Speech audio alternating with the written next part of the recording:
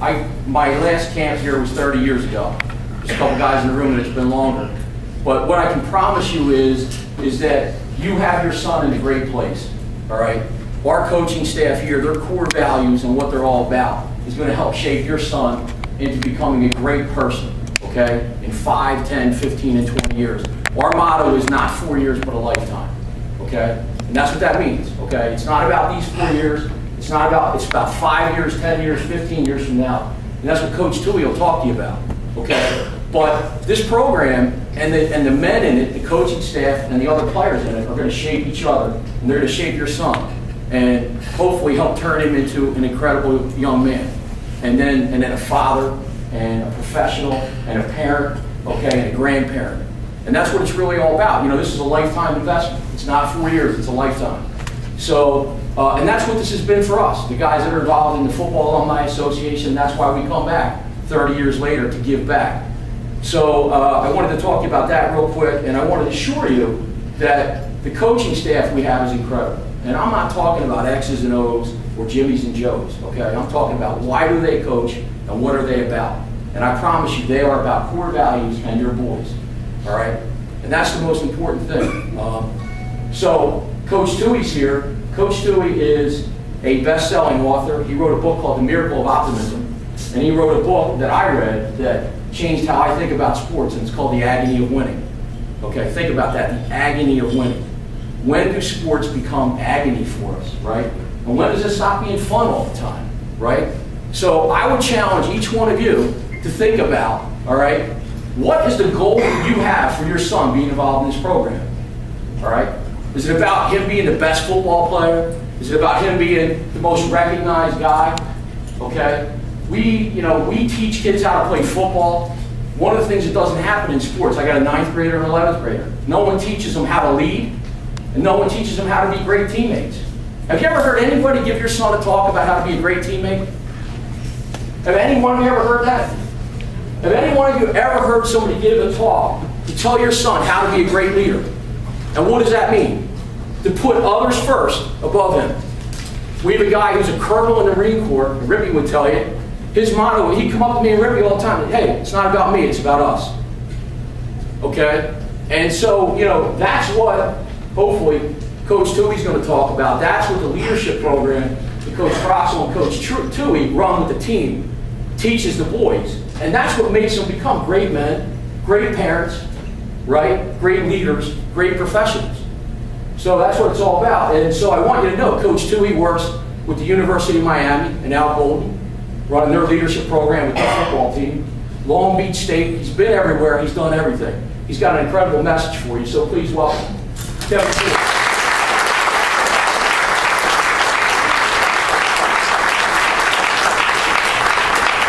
Great to be here at F&M. I have to change my whole speech now based on an introduction that he said that I was going to talk about, but I'll make an adjustment. So, met Tom many years back. We read The Agony of Winning, and it's kind of how I showed up here. And it's been great working with the football program here. You know, you just heard two men who I respect tremendously talk about a program, you know, that they're involved with. They, you know, Tom's very involved with support of the program. Coach works here. So you might think, of course, they're going to say nice things about your sons and your boys playing in this program. I have a different perspective in that I work all over the country, both in corporations and in Division I schools, Division II, Division III, and nothing ever comes out of my mouth that I don't mean, ever. So what I'll tell you is that in comparison, your sons are playing in one of the best programs that there is existing in the country, and that's zero exaggeration. I'm there, I do this kind of work, I work with coaches, I work with administrations, I work with teams, and I understand what this program is about. And it's delivered in a way that has integrity to it, that has standards and values to it. And when I meet with the football leadership group at 2 o'clock, we will be talking about the whys. Why do you play? Who you are, what your responsibilities are to that, and how you act, and what your behavior is.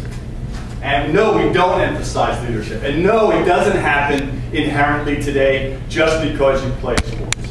That went out the door with free play, with parents not being involved and coaches not being involved from the age of 5, where the decision making, the communication, the conflict resolution, all the things that used to be resolved on those playgrounds, on those playing fields, with no parental involvement, no youth coach involvement, is where the life skills of sports have been taught. And I come from this as an athlete who started playing when I was 5. I was the youngest head college basketball coach in the country in 1979. I've coached on every level of in the college level of athletics. And I can tell you in the last 15 years in sports, and it's what drives my why and why I do this, is to restore, and to my last breath, restore something that saved my life. It's actually saved my life twice. Athletics in its purity, on the playgrounds and fields of North Jersey. Kids today don't play any more or less than we played. Everybody says about burnout. They're burnt out because they're being instructed. By the time they get to Coach Troxel, they've had 13 years of coaching. 13 years of people breaking up their fights. 13 years of not teaching conflict, all those things that happened on the playground. And in the last 15 years, I've seen it deteriorate tremendously in sports. We've become what's happened because of free play is evolved into taking the education out of sports. When it started being organized to the level that it's organized, we took the education out of it and we just said, we're going to win. Now, God has blessed me. I'm a Hall of Fame college basketball coach. I've won every place I've been, and it's meaningless if I didn't learn the things from sports that I learned. This isn't about your sons. It's about your sons contributing to a program. And it isn't their program that they're just borrowing from these coaches for 4 years. This is a legacy of a lifetime of commitment to something that taught them to be great men, great fathers, great in relationships, great in the community, and great in our country. And that's what we do here. And that's what this program is all about. Because what we've done is we've trained where we've taken individuals and said, you're the most important thing. So I'm going to get you a trainer, and they're going to train you. And we're going to get you a scholarship. Obviously, everybody here knows the folly of chasing that. How many people actually get them. And you are the most important entity. And we've missed that the most important entity is to contribute. The greatest things that ever happened to me as an athlete is I got disappointed, I got treated unfairly. I just talked to the man yesterday who were like this, who inflicted both of those things on me. We're like this, and we always have been, including during that era. Disappointment, we never teach disappointment. When I teach leadership, you know, there's all these leadership tenets, and I believe in all of them. They're all written about very things. But if you don't teach a leader that in life you're going to be thoroughly disappointed, you're not going to get what you want all the time, and daddy and mommy aren't going to be there to protect you from that. You know, my daughter's sitting here, when she doesn't get a part in the play she wants, when she's not in the end of the game, when I think it's on, it's none of my business. It's none of my business. I don't interfere. I could put her coach in my back pocket. I forgot more at age 12 than he knows. It's none of my business. It's his team. Well, my business is, hey, honey, you didn't make the a cappella group, although she did. I forget what you didn't make, but I do remember our conversation. I didn't say I'm going to call the director tomorrow. I said, what are you going to do now to improve so that you can impress that person who has his favorites? So what? And you're not one of them. So what? What's that going to drive you to do? Voice lessons, practicing in a room, locking herself in there, watching videos, listening. And then she made the biggest type lead part she had this summer in a play. It's none of your business. It's none of their. What's your business is if you're disappointed and if you're not getting what you want, if you're not the starter, if you're not the all-star, what are you acting like? What are you acting like? Like I was the 13th man on a 12-man freshman basketball team. I was the 13th man. The only reason that coach kept me there, I was awful. I was the best baseball player in the school. I loved basketball. My father loved baseball. Get that? My father loved baseball. I love basketball. So you're going to sit on the bench, you're the starting shortstop. I said, I'm going to sit on the bench. Well, how I did that, though, is I went to the basement of that gymnasium because Coach Cagnasola told me, you know what, you got to get more foot quickness. So to get to number 13, because I wanted to be with Danny Benz, my best friend, Michael Gruber, still my best friend, Bobby McElwain, still, David Loeb, still, Pat White, I'll see it, all these guys in my foot. I want to be with them. I try to teach your leaders, your players. These are your best buddies. You know, let's not be a slogan program, you know, we're family. No, let's be a program that says we're family, and then if there's behaviors that violate that, our trust is a core value. If there's behaviors that violate trust, that's leadership. That's teaching leadership. Not giving it some lip service. No, you violated the trust of this program. You know, I was engaged with coaches. This is on Division I level. I worked for a man who was at Temple University who turned that football program around, not by recruiting the best athletes or having the best athletes, because they don't, believe me. They did not while Coach Golden was at Temple.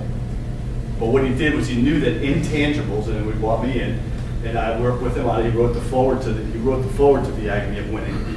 Because we're on the same page. They won at Temple because of core values. It's taken us 5 years at Miami to have the kind of meeting I had the other night. I just got back from Miami. A meeting that 5 years to get them to say, team's more important than me. That's huge. That's huge. That's a big triumph. And that's what we're trying to do here. That, okay, you want to be a starter, and darn it, you should be. I want to be the best author I can be. I want to be, and I'm not famous. I have a best-selling book, but I'm not famous, and I don't care. Lots of people have been helped by what I write. Lots of people have been helped by that. So I'm in that basement jumping rope. Those are the skills. Perseverance. Perseverance. And I kept doing that every day. And when I made the team, I kept doing it. We're asking your sons to tap into this stuff when you are the 13th man. Or, by the time my senior year, when you're the stud of the team. Am I the same guy here? 13? Do I still want to contribute to the team? Yeah. Because my junior year, I'm still sitting on the bench. I ended up being a scholarship athlete. I was telling my daughter, I never had a loan. And lucky, not so lucky. Perseverance, discipline, hard work, accountability to myself. I was telling them, we had a no complaining week in Miami, and I'm an appreciation guy. So I was talking about appreciation. And I was telling them that you don't even have to bitch out loud for it to infect the team. You can have internal bitching, and you're not being who you want to be, or who we want you to be in this program. And that means you're walking around, woe is me, and you're feeling sorry for yourself. And you can't do that for them. You can only support them. That's all I'll do with her. And she's 15. I can't solve her battles, nor will I.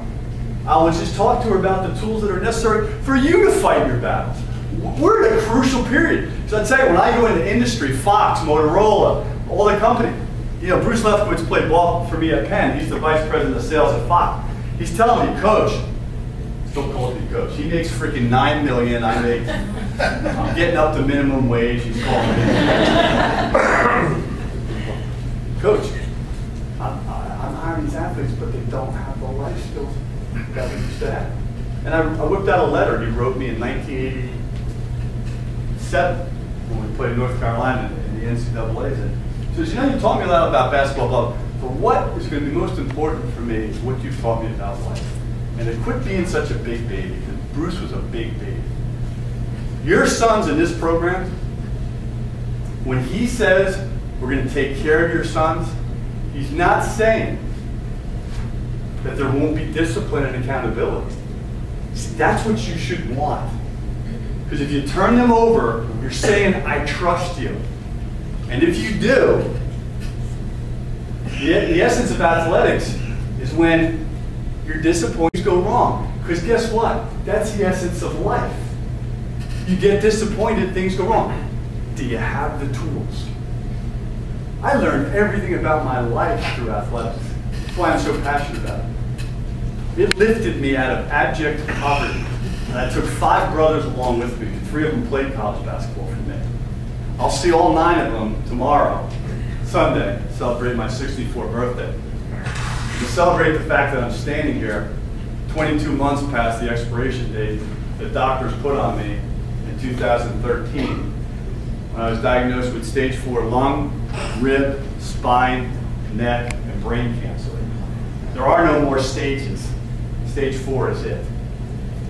And I was given 6 months to live in April of 2013. Everything I've done to stay alive. I didn't rely on just some doctor. I have 6 people I work with. That comes from the preparation of being an athlete and getting in the basement at 12 years old and having the discipline. I'll never forget it. The Declaration of Independence or something was on the, and I used to practice trying to read, how many can I get down? Can I get through this whole thing? What it takes for me to stay alive, the discipline, the supplements, the treatments, the holistic regimen, the way I eat, the side effects, managing not being able to eat the last 2 months a solid piece of food, not being able to chew it from the side. That I learned in athletics, and not actually from even a coach, certainly not from my father. It was one of the reasons I wrote the book. I was way ahead of my time. My father was a modern day parent who interfered with everything. Okay? He set the precedent for the modern day helicopter parent. He invented it. My father. And I didn't learn, I learned it from me, from my own disappointment, from my own challenges, from my own adversity. See, what that led me to do was put my arm around cancer and say to it, what are you trying to teach me? I know what being the 13th man taught me. I know what being the best player on the team my junior year and not being able to get off the bench for 7 games taught me. Not to bitch at the coach. Not to say I was being treated unfairly out loud, because I was. It was easier to coach the other guys than to coach someone in my family like my father. The poor, poverty-stricken kid with a maniac alcoholic father. So there I sat, playing 1 minute at a time. I always asked your son, what would you do? Go to mom and dad? Bitch to the coach. You know what I did? I went like this, and I said, Danny Ben, my best friend, I'm going to kick your, you know what, sis. I don't have one anymore. I lost it in the 20 pounds that I lost, not being able to eat, but I will make a comeback. My scans have been fine. I've had 4 great scans in a row. Got to get my weight back. But anyway, I covered him every day with enthusiasm, because I was a Dover Tiger. I was a Dover Tiger, 30 miles outside of New York City. That's who I was. Not Kevin Touhey. Didn't say Kevin Touhey on my shirt. It said Dover, Tigers. Got to cover Ben's, got to make it better, got to make it better, got to make it better. Is that some foreign concept in athletics today? You know? I had a kid last year at Miami look at me and goes, this is about me feeding my family, about being #1 draft pick. Well, he is. I said, yeah, but you know what? Why can't you do that and teach this 4th string kid how to play your position? Why can't you do that? Why can't you reach out? Why can't you be a good human being? Why can't you want to contribute? And so that's what I wanted to do. And so when Danny, isn't it something the way life works? So when Danny got ill and couldn't start, I had to go in the game. I started. I was a leading scorer in that game, and imagine that. You go from the bench not playing, leading scorer in that game, to never ever not being a leading scorer again ever in my career, high school, college. But I will tell you this, I am so happy I got to sit there. Back then, no, I cried every day after practice, but they didn't know it. I went in my garage in the winter, we had this basket in there, shot in there. They didn't know it. None of their business. I was just going to get better and better. And so the longer I sat there, the more determined I got. That's what you should be supporting. Check this out. Here's what you should be demanding of this program. So there'll be 22, 25 kids play. In football especially, this is so true. And I always do the math, and I'll do it with them today again, so they understand why Coach Troxel and a Tom Sheridan and a Rippey put the resources into a program to teach life skills. Because here's the deal. The what side of sports is the playing the games, the strategy, the practice, the techniques. The who side is who you're being, what's your attitude and behavior. We can't accept substandard behaviors. We have to have a vibrant program that cares about the program. And then why are you playing? What's your drive and motivation? In football, a starter who plays on the offensive line and starts every game for a season, it's about an hour and 45 minutes of play time. 60 plays, 6 seconds of play, 12 games, you do the math. So that means, and only 20 guys out of 80 are getting to do that. Special teams guy, 20 minutes for the whole season? So is all you want from this program? What if you don't, another start? Every player has to do the same thing. They gotta go lift weights, it's August, they've been here, it's August. They may get an hour and a half of playing time until December. And so that leaves all of this practice time, all of this time within a program. And if all you're concerned is the what, will he get better at football? I guarantee you will. Will he get to start? Will he get to be a star? Will he go? If that's all, we're in athletics for the wrong thing. Who's he becoming as a result of not getting to play that hour? What attitude is he demonstrating as a result? This is what we teach. What attitude are you demonstrating as a result of what's happening in this what? And then why are you playing? What? And if you don't have intrinsic goals as well as extrinsic goals, you get the agony of winning. Even within corporations, I do the same thing of setting up core values that we want to adhere to. Your sons are in practice in the locker room with each other in our groups here about 5 times a year, much more than they'll ever be playing in a game. Don't tell me, Hall of Fame college basketball coach, I'm not Gandhi. We're not going to sing Kumbaya before we leave. I'm about winning, but I don't want to win and have it be agony. And guess what? I won a lot. I won a lot as a player and as a coach. And I'm just really proud. I don't know if I knew what I was doing when I was 24 or 25 years old. But you know, I just got a donation from a kid to my fund because it's impossible in America to have cancer to the degree I have it and manage financially. But he's a freshman, played for me in Cortland in 1977. Murph, I do remember him, but barely. You want your sons to play in a program. And I'm not saying I'm anything special. Anybody who knows me knows I don't think I am. I tell your sons, there's nothing I have that helped keep me alive, of course, the good Lord, that you don't have inside of your soul that you can't fight for. But I get this, I don't know if you remember me, I was a freshman when you were last year here, so I was just an assistant there. I took a head coaching job right after that. I was about 24 or 5 years old. These core values must be embedded in me, because he said, this is what you taught me. I said, my God, that came through. That's what you want.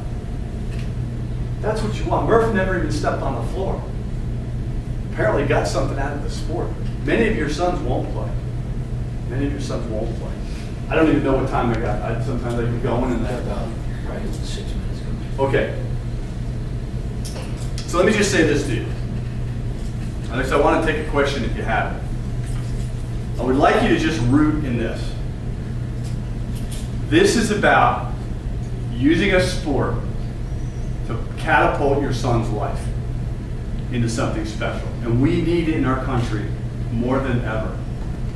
I always tell your leadership groups and all the young men, if I get this, in our country today, if you learn true leadership, how to handle emotions, not being afraid of conflict, which is the biggest deficit in this generation. I think a world of the millennials, I really do. There's so much potential there. They will not confront each other. They will do this to confront each other. But they won't say, you know, I really have an issue with you right now. It's affecting our team. And we really, you should see how I'm comfortable when I get them in front of the rooms to do this stuff with each other. That's what you got to demand from it. The what stuff will work itself out. I really haven't met many coaches. You probably think there's millions of them. I don't know, I think I'm a little bit of an expert who, just because he doesn't like a kid, as long as the kid complies, you know, is accountable, all that, doesn't play. Coaches don't want to lose games. And you probably think you've been slighted or whatever, but unless a coach is really bad, and I haven't met like a multitude of them, on this level especially, your son's going to play if he can play. So you can let them take care of that. You know, you can let them take care of that. They'll evaluate that, especially here. You can really put that in their hands here. And it won't seem like that to your son, always. Your support needs to come from, well, then you need to handle it. You need to grow up. You need to go talk to the coach because it's not a parental role. If we don't get away from that, we have the ability. I have more parental involvement with them than I even think should be necessary. You know, we got to get decision makers.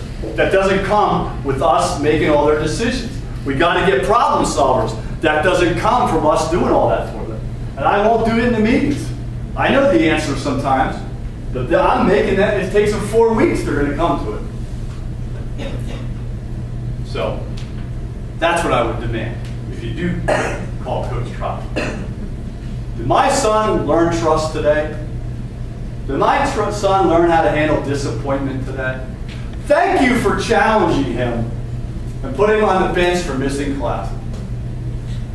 You know, I'll tell you what, he might get himself fired, but I can tell you what, at the University of Miami, I was just telling you guys, I think, or maybe I was telling you, if you don't sit, I was telling you, you don't sit in the first row of every class, introduce yourself to a professor, and give them your full practice schedule every week, you will not play. And they don't. And it's costing them some games. There aren't very many Division I coaches doing that.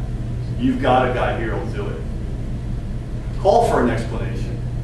Get on the right page. Don't solve your son's problems. Coach them to solve them. Do I have time to take a question or two? Someone have a question or a comment? Be happy to answer. Is anybody swearing at me under their breath?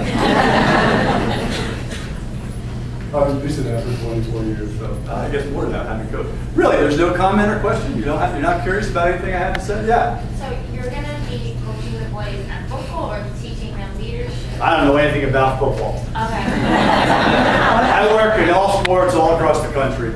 I love football, but I played basketball, but nah, if I start doing that, we will. Rocks will be fired. No, I meet with them about 5 times a year. Oh, okay. Yeah, I was in Miami just 2 days ago and traveled over here. Yeah. Oh, that's great. And Yes. What's that? Oh, thank you. This is about my 5th or 6th team. You speaking Here. with them today? Yeah, at 2 o'clock with the leadership group. Yeah. Who else? Yes. How have you found the acceptance over the last 5 years? Have the kids changed at all their thinking? Night and day. When I walked in, I'll never forget my first meeting with the football team, and Coach won't mind me repeating this. After I was done, Rippy, you might have been there, and I don't think you. I asked the guys, how many of you wish I wasn't here? 3/4 of the guys. It was the whole team. Because we were challenging the cesspool that they had made this program. You know what, and the acting out and all the stuff that was going on, and it wasn't acceptable to that guy. And so we challenged them on it. Yeah, the difference is, night and day. I hear from players in between the sessions. I hear them in the summer. If I had treatment, I hear from them. So it's night and day. And what a gratifying thing. See, what I'll tell them today, you guys need, this isn't the most talented program in this conference by a long shot.